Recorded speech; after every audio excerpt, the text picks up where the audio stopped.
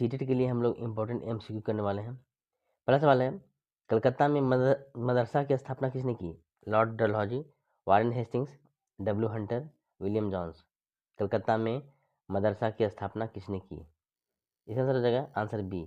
B मतलब Warren Hastings इसका सही उत्तर है। वारेन हेस्टिंग्स ने कलकत्ता में मदरसा की स्थापना करी थी। अगला सवाल है, एसपीजी मिशन द्वारा ब्लाइंड स्कूल कब खोला गया? 1895, 1907, 1885, 1898। तो एसपीजी मिशन द्वारा ब्लाइंड स्कूल कब खोला गया? इसका आंसर हो जाएगा आंसर ए है इसका 1895 में एसपीजी मिशन द्वारा ब्लाइंड स्कूल खोला गया। अगला सवाल है, औपनिवेशिक शिक्षा ने भारतीयों के मस्तिष्क में हीनता का बोध पैदा कर दिया, यह कथन किसका है? दयानंद सरस्वती, महात्मा गांधी, दादा भाई नौरोजी, लाला लाजपत राय। औपनिवेशिक शिक्षा ने भारतीयों के मस्तिष्क में हीनता का बोध पैदा कर दिया है, यह कथन है महात्मा गांधी का। ऑप्शन बी इसका सही उत्तर है। अगला सवाल है, कौन भारत को असभ्य देश मानता था? William Jones, Thomas Babington Macaulay, Warren Hasting, Colebrooke. Bharat को असभ्य देश मानता था मैकाले, लॉर्ड मैकाले, जिसकी शिक्षा नीति ने भारतीय शिक्षा जगत में क्रांति ला दी। अगला सवाल है, संत कोलंबा कॉलेज की स्थापना किसके द्वारा की गई थी? Ramakrishna mission, Catholic mission, Dublin mission, Gossner mission. संत कोलंबा कॉलेज की स्थापना की गई थी डबलिन मिशन के द्वारा। ये झारखंड राज्य हजारीबाग में है। हजारीबाग में है संत कोलंबा कॉलेज, डबलिन मिशन के द्वारा की गई थी। अगला क्वेश्चन है, एशियाटिक सोसाइटी ऑफ बंगाल का गठन किसने किया था? James Mill, Asiatic Society of Bengal, James Mill, William Jones, William Johnson, Maxwell. Asiatic Society of Bengal की स्थापना की थी विलियम जॉन्स ने। अगला सवाल है, 1791 ईस्वी में ब्रिटिश जोनाथन डंकन द्वारा हिंदू कॉलेज कहाँ स्थापित किया गया? लखनऊ, कलकत्ता, दिल्ली, बनारस। हिंदू कॉलेज कहाँ स्थापित किया गया? यह है बीएचयू बनारस। इसको अब बीएचयू के नाम से हम लोग जानते हैं, बनारस हिंदू यूनिवर्सिटी। अगला सवाल है, दयानंद एंग्लो स्कूल की स्थापना किस संस्था द्वारा की गई? प्रार्थना समाज, आर्य समाज, ब्रह्म समाज, दयानंद समाज। दयानंद एंग्लो स्कूल की स्थापना, डीएवी की स्थापना किसी द्वारा की गई? इसका आंसर हो जाएगा बी, आर्य समाज के द्वारा। दयानंद सर के नाम से डीएवी स्कूल पूरे all over India, pan India में संचालित होता है। अगला सवाल है, लॉर्ड मैकाले कैसी शिक्षक पवित्र थे? संस्कृत, प्राचीन, पाश्चात्य, पूर्वी। लॉर्ड मैकाले कैसी शिक्षा के पवित्र थे?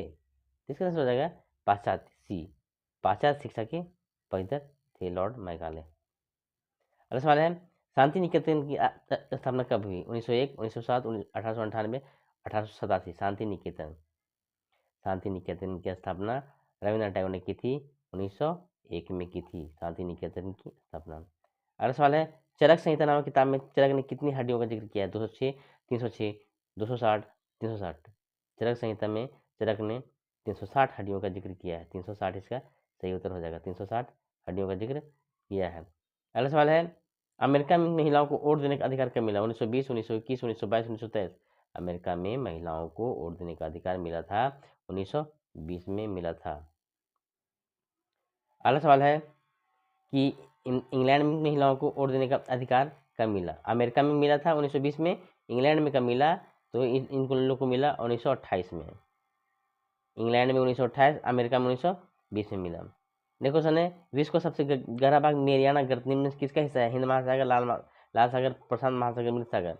मेरियाना गर्त किसका हिस्सा है? ये प्रशांत महासागर का हिस्सा है मेरियाना गर्त, प्रशांत महासागर का हिस्सा है मेरियाना गर्त। अगला सवाल है, निम्न में किस तमिल साहित्य की रचना इलांगो आदिगल के द्वारा की गई? शिल्पाधिकारा, मणि मेखला, तोल्कापियम, टू गई। तमिल साहित्य की रचना इलांगो आदिगल के द्वारा शिल्पाधिकारम की रचना की गई है। अगला सवाल है, हड़प्पा के लोग प्रयोग करना नहीं जानते थे? सोने का, चांदी का, लोहे का, कांसे का। हड़प्पा के लोग किसका प्रयोग करना नहीं जानते थे? इसमें तो हो जाएगा लोहे का प्रयोग नहीं जानते थे हड़प्पा के लोग।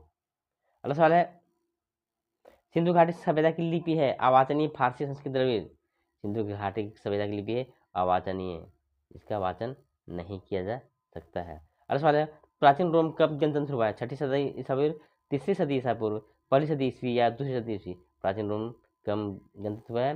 इसका हो जाएगा 6ठी सदी ईसा पूर्व में प्राचीन रोम गणतंत्र हुआ है। अगला सवाल है, अंतिम मौर्य शासक कौन था? बिंदुसार, देववर्मन, चंद्रगुप्त, बृहद्रथ। अंतिम मौर्य शासक कौन था? तो बृहद्रथ था अंतिम मौर्य शासक।